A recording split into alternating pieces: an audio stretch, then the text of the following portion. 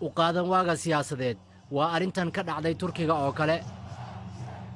mucaaradka ayaa sugayay rubuc qarni inay ku guuleystaan Istanbul si ay u helaan meel ay madaxweyne Erdogan ka mucaaradaan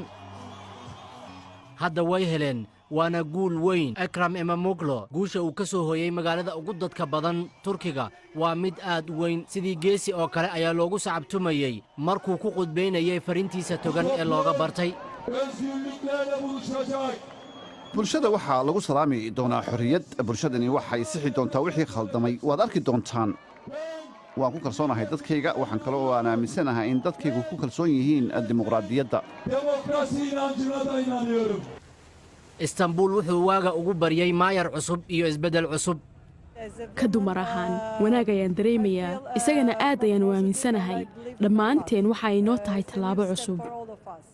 waxaan halkan hadda ugu soo laabtay inaan codeeyo waxaan aaminsanahay inaan wax beddeli karno qayb ayaan ka ahay waan ku faraxsanahay taa waana laga yaabaa inaan ku soo laabto dalkayga waan faraxsanahay waa caqabadii ugu weyneed ee soo martay Erdogan 25 sano ee talada uu soo hayay hogaamiyaha Turkiga ugu awoodda badan dadkuna ku kala aragti duwan yihiin qamaarkiisa doorashada ku celiska ahayd war baa ka raacay hadda waxay arrintaasi dhalinaysaa in laga hadlo bilowgii dhammaadka saameyntiisa ugu dambayn kuwii qaladka laga galay waxa ay helayaan meel ay ku neefsadaan sida wariyahan oo loo xiray inuu u gafay madaxweynaha Turkiga waa meesha wariyaasha ugu badan lagu xiro caalamka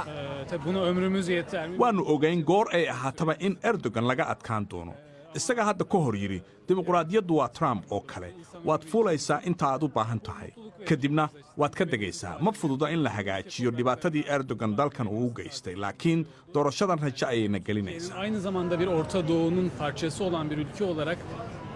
demokrasi tecrübesinin waa dal weyn laakiin kala qaybsan wuxuuna taagan yahay meel xasaasi ah dadka Turkiga waxay jecel yihiin inay taageeraan ciddii guuleysatay haddana waxaa la moodaa inay heleen mid cusub